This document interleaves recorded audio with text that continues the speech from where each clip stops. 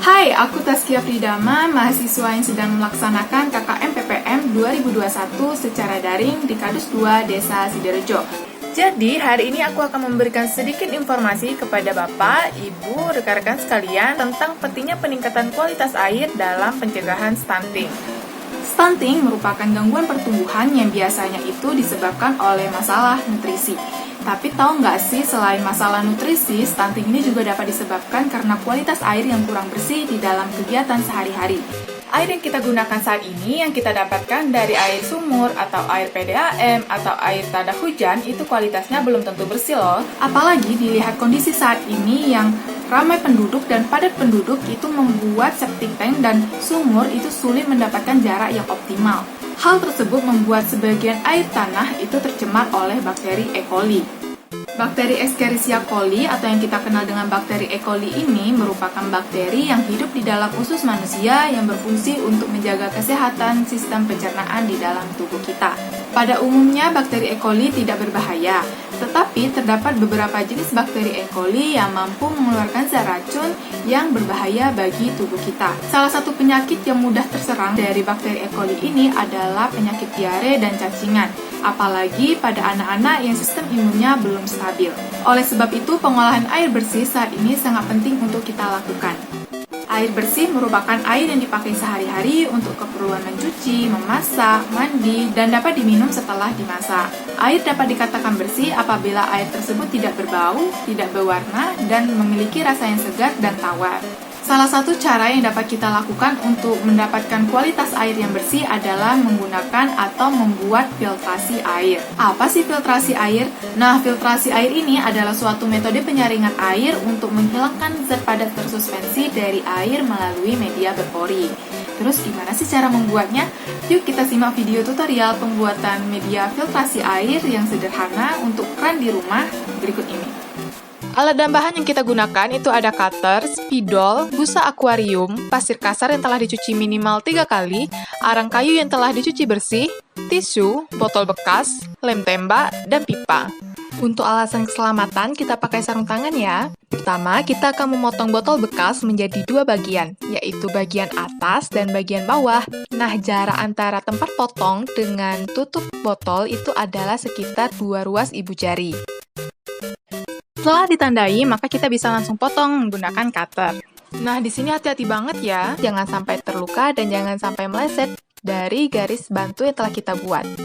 Pada bagian bawah botol, kita akan membuat lubang yang cukup besar yang berfungsi sebagai tempat keluarnya air. Kita tandai dulu, lalu baru kita potong menggunakan cutter.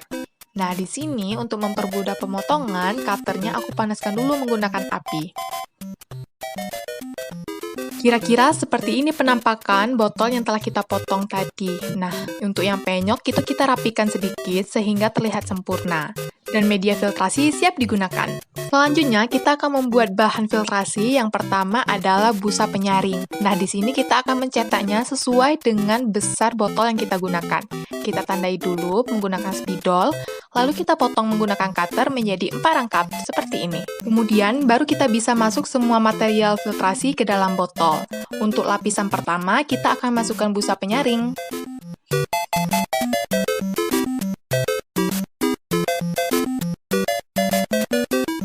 Setelah busa masuk dengan rapi, kita akan memasukkan lapisan kedua, yaitu arang kayu. Jangan lupa, arangnya dicacah menjadi bagian-bagian kecil.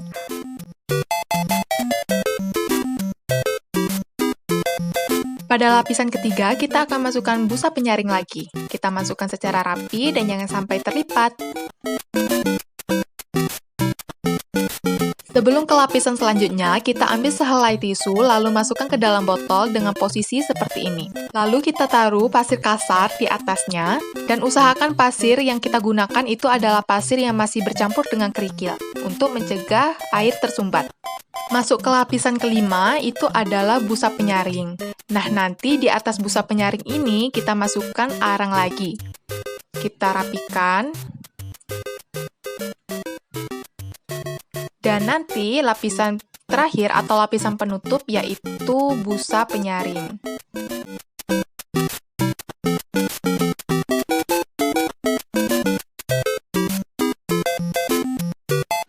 Setelah rapi, kira-kira penampakannya seperti ini. Pada tahap terakhir, kita akan membuat media penyambung antara media filtrasi dengan keran air. Pertama, kita akan membuat lubang di tutup botol seukuran dengan pipa yang telah kita siapkan. Nah, di sini pipanya yang digunakan adalah pipa yang seukuran dengan keran air di rumah kita. Kita lingkari, kita tandai, lalu kita potong menggunakan cutter. Nah, di sini tetap keselamatan nomor 1, pelan-pelan aja, yang penting nanti hasilnya rapi. Nah, kita potong mengelilingi tanda tadi, lalu setelah itu kita masukkan pipa ke dalam lubang yang telah kita buat. Selanjutnya kita akan memperkuat pipa dan tutup botol yang kita satukan tadi menggunakan lem tembak. Lem ini juga bisa berfungsi sebagai menutup kebocoran pada media filtrasi kita nanti. Sebelum kita menyatukan bagian atas dan bagian bawah botol, kita akan masukkan batu terlebih dahulu ke dalam media filtrasi. Batu di sini berfungsi sebagai alat penyaring sampah-sampah besar pada air. Setelah semua siap, baru kita bisa menyatukan bagian atas botol dengan bagian bawah botol. Nah, caranya itu dengan menggunakan lem tembak.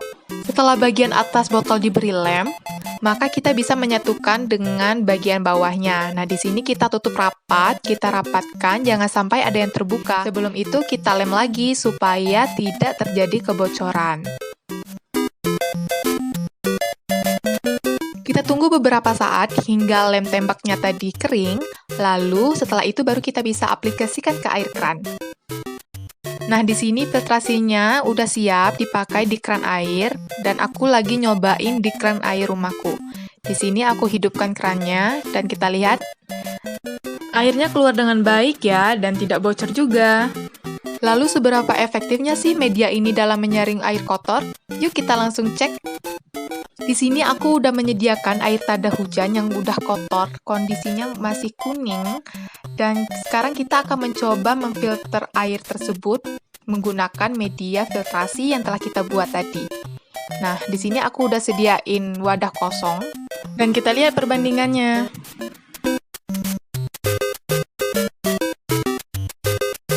Nah, di sini kita bisa lihat hasil air yang telah difiltrasi itu lebih jernih dibandingkan dengan yang belum difiltrasi. Sekian dulu tutorial pembuatan filtrasi dari aku, semoga bermanfaat.